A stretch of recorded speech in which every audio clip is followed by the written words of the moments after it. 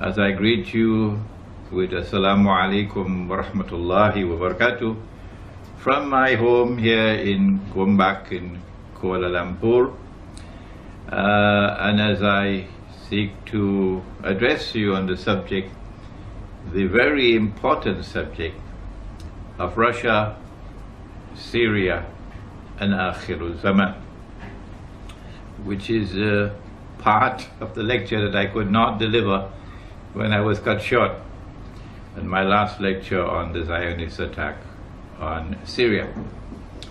That lecture on the Zionist attack on Syria has provoked such a sorry response from so many who have chosen to comment on YouTube to the lecture.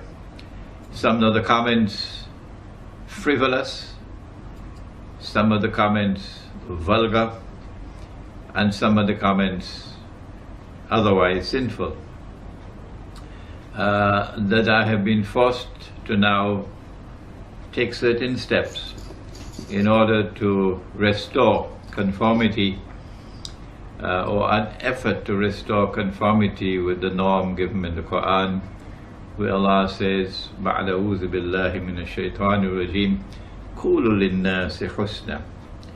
When you speak, when you write, when you address, when you comment, do so in a manner which is becoming. And qulu qawlan sadida, when you speak, do so in a straightforward way, not hiding behind pseudonyms and so on. There are many ways in which we can approach the subject of the Zionist attack on Syria. In my last lecture, I attempted to examine the validity of the view that a jihad is being waged in Syria. And I used the verses of the Quran to establish that you cannot wage a jihad with assistance from the enemies of Islam, with assistance from those from whom you are prohibited by the Quran from accepting assistance. I use Surah Al-Ma'idah, verse number 51, to point out that the Judeo-Christian alliance, which today is the Zionist Judeo-Christian alliance, which has NATO as its military arm, and Saudi Arabia and Qatar and Libya and Turkey as able and willing and enthusiastic members of that supporting and that NATO alliance, clients of the Zionist Judeo-Christian alliance, are actively supporting and funding and training people who are going into Syria to wage that so-called jihad. You should not be angry with me. No, when I point out that this cannot be a valid jihad, when support is coming from these people, weapons are coming from these people, financing is coming from the US Congress, openly, from France, from Britain, openly, they're doing it openly. And if you accept that support and that help and those weapons and so on, you cannot be waging a valid jihad. Don't be angry with me, this is facts. These are facts that I'm mentioning.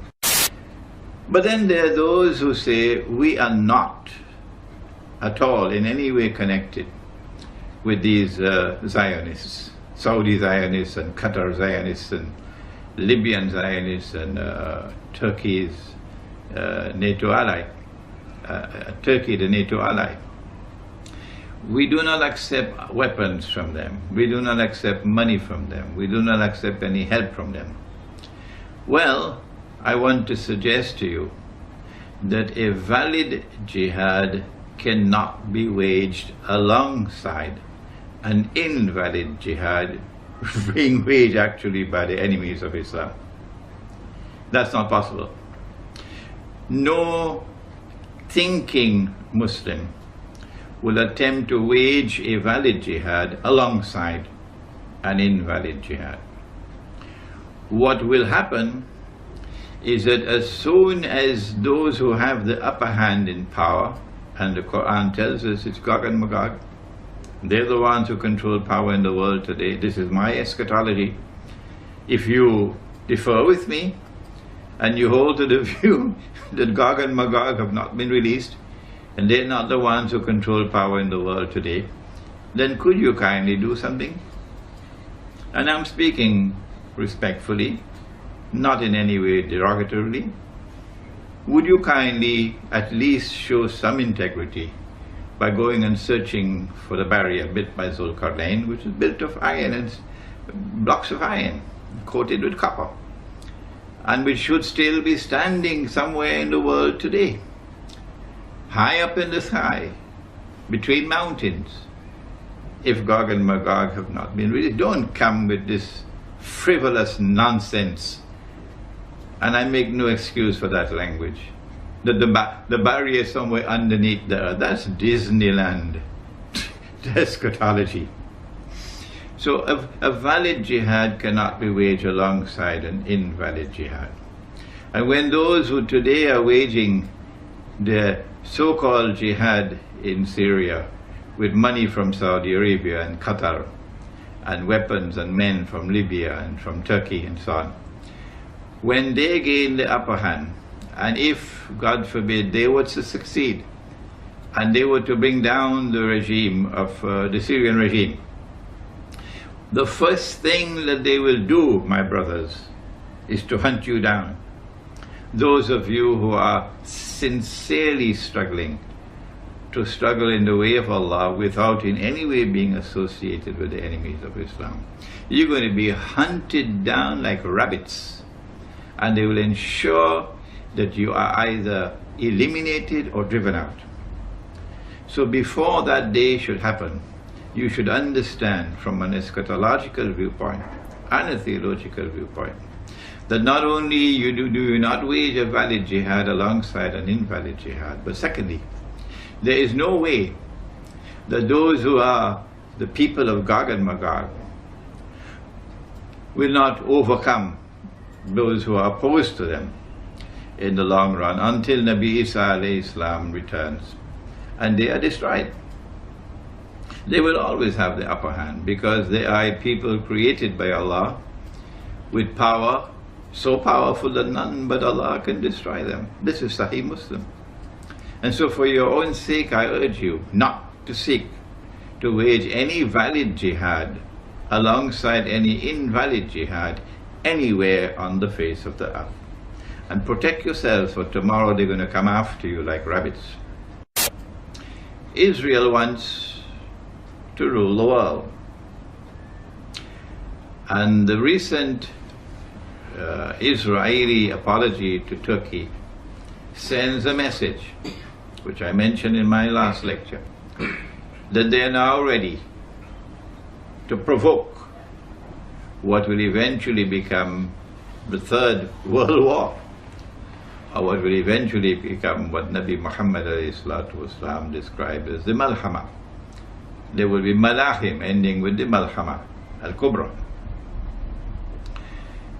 I said that it is likely to be a Turkish attack on Syria. NATO therefore attacking Syria because Turkey is a NATO member. And what they're doing is actually baiting Russia. There are other aspects to the analysis. They have wanted to install a militantly Islamic regime in Syria, a Salafi regime in Syria that would spit blood and fire against Israel in such a way that Israel can use CNN and Al Jazeera to portray to the world that Israel is now in mortal danger, and therefore get casus bellum, a justification for waging the big wars against the Arabs that have been pre-planned. But you know about this analysis of mine. I made this analysis in Sydney, how long was it, 2000? So they have finessed this methodology of how to bring the masses out onto the streets. And this is what is about to occur. As the masses go out onto the streets, the ones who are going to be targeted are the pro-American regimes in the Arab world. The objective? To get one or more of these regimes to fall through massive demonstrations, anti-American and anti-Israeli demonstrations.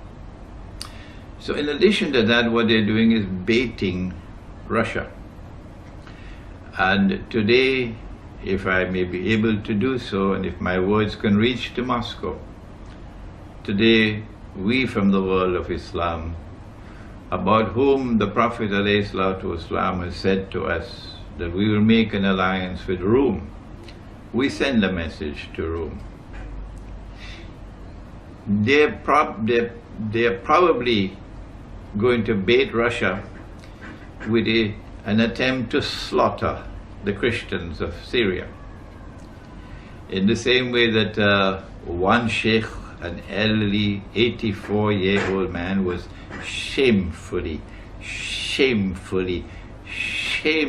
assassinated with some 49 other people in a masjid while giving a khutbah. Shamefully on you, shamefully.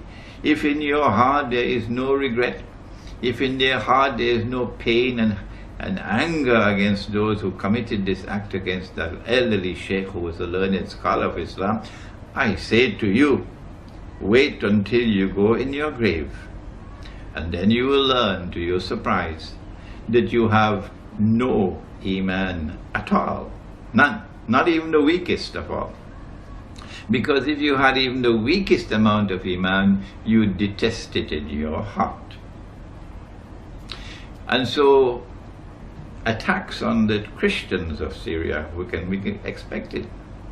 Who are these Christians? We know that there are two kinds of Christians in the world. There was Rome, and when Allah sent down the verse of the Quran, غُلِبَتِ Rome, He was referring to Constantinople, to the Byzantine Eastern Christian Empire. But then, I think it may have been about 100 years or so after the Quran came down, that there was a split, a schism, and part of that empire, part of that Christian world broke away and went and formed their headquarters in the Italian city of Rome, from where Rome had emerged in the first place to move to Constantinople. And then came the Roman Catholic Church. And so you have Western Christians and Eastern Christians. It is the Eastern Christians that Allah is referring to, the ones who remain in Constantinople, when he spoke about Rome. And Nabi Muhammad ﷺ said that we will make an alliance with Rome.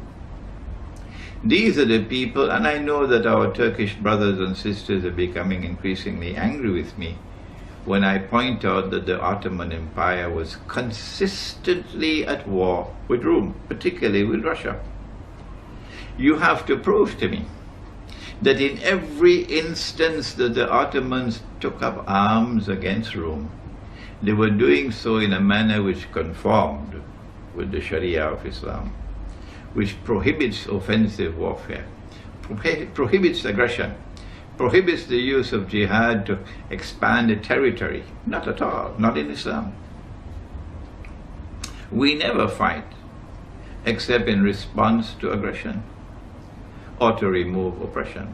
We never fight unless it be in response to aggression or to remove oppression. And there's a methodology for the removal of oppression, but we don't have the time to discuss that today. And so Rome is Russia today. And we're going to make an alliance with Rome, said the Prophet ﷺ. Yes, I know that the hadith goes on to say many other things, but it does say, you cannot deny it, that we are going to make an alliance with Rome, and Rome is Russia. If Rome is not Russia, hatu burhanakum. Come on, bring your proofs. And let us argue the question in a very civilized way, in a scholarly way. Rome is in the Quran, and therefore it is from the Quran that we must first derive our definition of Rome. And Rome in the Quran is Constantinople, and Constantinople has moved to Russia. If we are to form an alliance with Rome, then it is with the Eastern European Christians that we're talking about. And the Christians in Syria belong to Rome, not to the Roman Catholic Church. Most of them belong to Rome. There may be some who have their alliance with the Roman Catholic Church, but they are, I believe, in a minority. And so if these Christians are attacked and slaughtered in Syria, it will provoke a response from Russia. This can be one of the ways, one of the sinister and shameful ways that Russia can be baited. The other way, of course, is for a full-scale launch, a full-scale Turkish attack launched on Syria.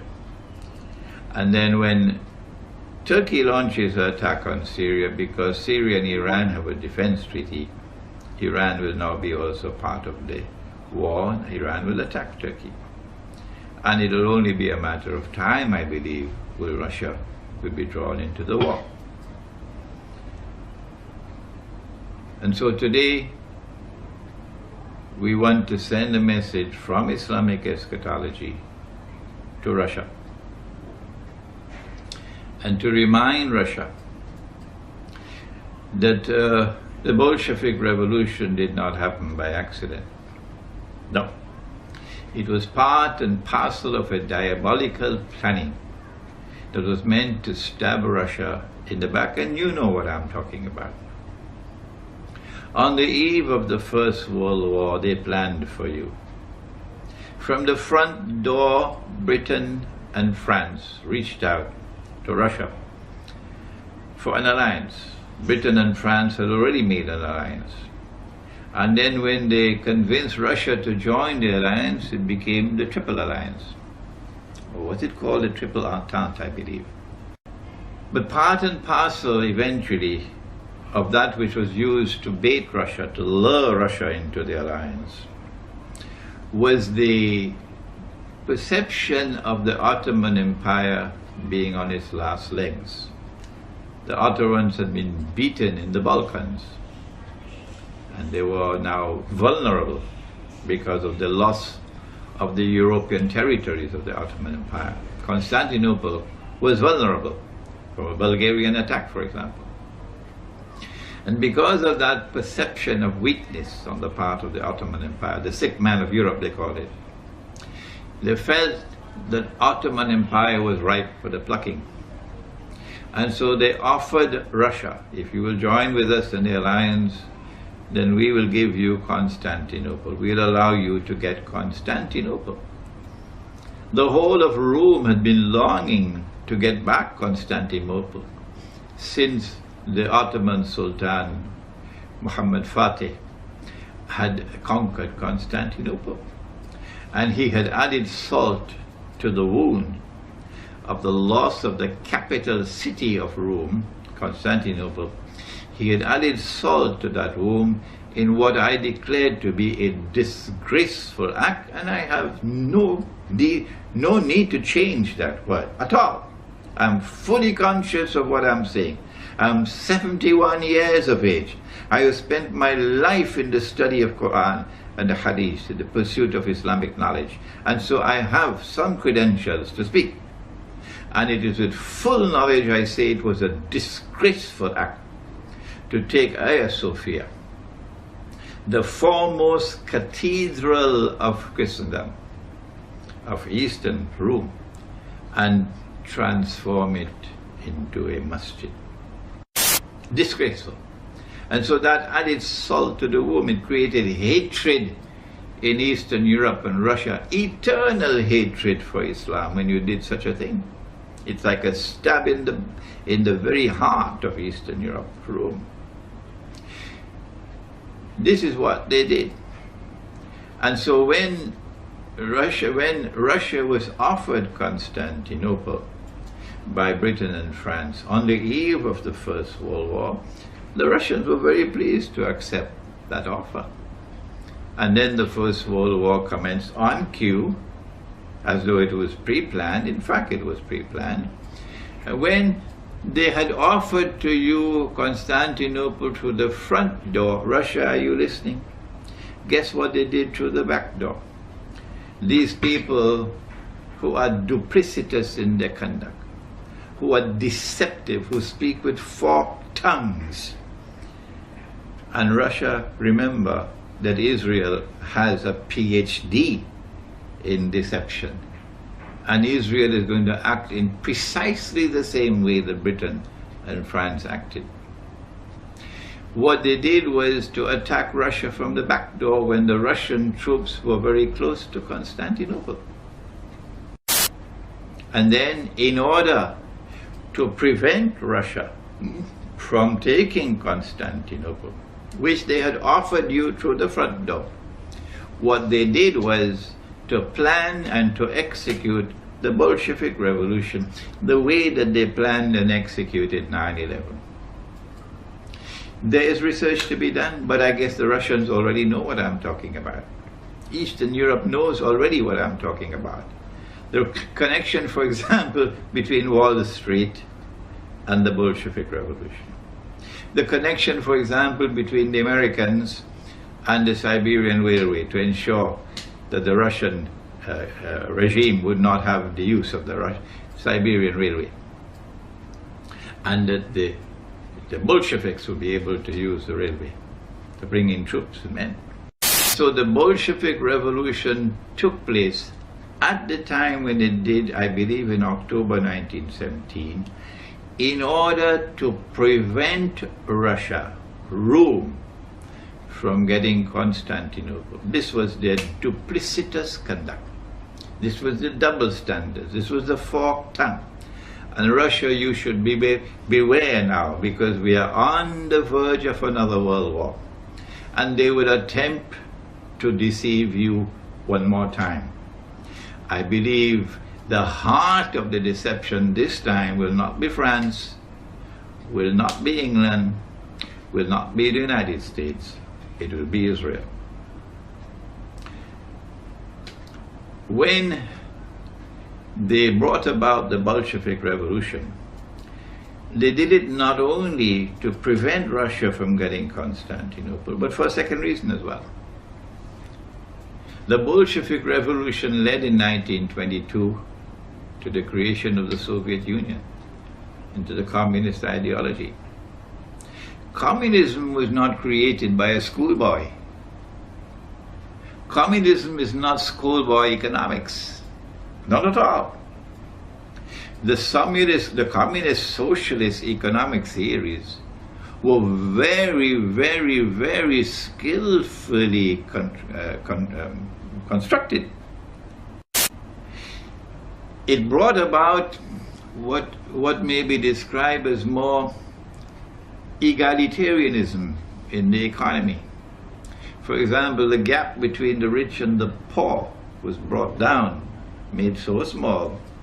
The Russians today must be looking back at the days of the Soviet Union with nostalgia, because today in Russia it's gone so high. The rich are so rich and the poor are so poor. The gap is so high. They did it because there was some merit in the communist or socialist ideology. But they had state control of the economy and a dictatorial regime. And it was an atheist regime. And its mission for which it was constructed was to destroy the Christian foundations of Russian society and of Eastern Christian Europe. And they wanted to do that so that the Western Christian faith would have the upper hand, would dominate. Because the Western Christian faith and the Judeo-Christian alliance always recognized that Rome represented a threat to them. And then look at what happened in the Second World War. Was it an accident that even after Germany had surrendered, they continued the war and then they stopped the war at a certain time? Why did they stop it at that time? Why did they not go forward? The reason why they stopped the war at the time that they did is so that the Soviet Union would have total control over Rome. All of the territories of Eastern Europe, where Rome was located, Eastern Christianity, so that the Soviet Union would continue its oppression of Christianity in that part of the world. And so the Bolshevik Revolution was a stab in the back of Russia. It brought with it certain benefits, but there was poison with it. Like, Al Jazeera Some things which are very good, but so much of poison. Like, for example, Harun Yahya and all his books. So much of it's so good, but look at what his eschatology teaches you. And so it is very likely we are now on the verge of the big wars. We are at a critical moment in history, and Syria is the center of the chessboard. And it is necessary for the Russian leadership to ensure that they are not deceived. Be careful, be careful, be careful, because those who you're dealing with have PhDs in deception. One last word. Yes, Syria is the center of the chessboard in Akhir Zaman, or the last age. Yes, indeed, we believe that the three main actors of Akhir Zaman, or the end time, are eventually all going to be in Damascus at the same time. And so the battle for Damascus is at the heart of Akhir Zaman. Imam al-Mahdi will be in the masjid. We mentioned in our last lecture that Nabi Muhammad alayhi salatu wasalam said that the masjid would be barricaded, locked up, the gates, and the Imam will be inside. And that when the prayer is about to start, the Son of Mary will come down from the sky with his hands resting on the wings of two angels. The Son, of the Virgin Mary. Do you remember now? We Muslims, we share with you the view that Mary was a virgin. The Quran says about Mary, she is the highest of all the women in heaven. That's her status. That is what links us both, you and I. Our recognition of the status of Maryam alayhi salam, or Mary. And we and you are the only two people on the face of the earth who believe that Jesus will return, Nabi Isa alayhi salam. There is so much that links us together. We should not be fighting with each other. We should now be cooperating with each other. When Nabi Isa alayhi salam, or Jesus, returns, comes down from the sky, with his hands resting on the wings of two angels, he will come down in that masjid in Damascus, not in Rome, not in Washington, not in London, and not in Jerusalem, in Damascus. And when he comes down, the Imam al-Mahdi will recognize him and say, this is the Son of Mary. In just the same way that John the Baptist has said, here he is, this is the man you've been waiting for. This is the Messiah. And so history will repeat itself. The divine plan is that of positive recognition. Firstly, through John the Baptist, Nabi Yahya alayhi salam, and now for the second time with Imam al-Mahdi. And the Imam will ask Jesus alayhi salam to lead the prayer. And he will say, no, the people have appointed you as Imam or prayer leader, so you lead the prayer. And after the prayer is over, he will say, open the gates. Meaning that the masjid, or the house of Allah, is barricaded, blocked with gates, which is a taste of things to come. They have already assassinated one sheikh, Sheikh Muhammad Sa'id Ramadan al-Bhuti rahimahullah. Shame on you, shame on you, shame on you for what you did to him. And may Allah grant him the highest heaven, Jannatul Firdaus. Ameen. He is Shaheed, and those who kill him are going to be in the hellfire, because this is not Islam. This is not Islam. And we've just got the report that they beheaded another one and dragged his body through the streets. I do not know as yet if this is the correct report, but it came from the Iranian Press TV, I think it's called. Just came in. If this is also true, then shame on them, shame on them, shame on them. And so the masajid are going to be barricaded now, because these people have a thirst for blood in them that they will do anything. They're getting into a frenzy now. I don't know whether they're going to come after me as well. They're getting into a frenzy. Their blood is boiling. They cannot accept anything else except victory. That we have to bring down the Syrian regime. So you're dealing with the people who have gone mad. When Nabi Isa alayhi salam returns, these two are going to be in the masjid. Two main actors of Akhir Zaman, and the third one will be outside, namely the Antichrist.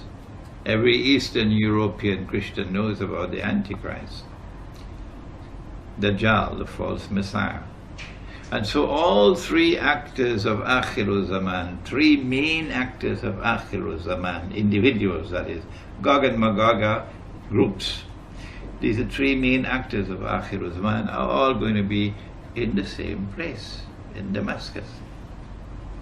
And so the struggle for Damascus is intricately linked with Akhir Zaman, the end time.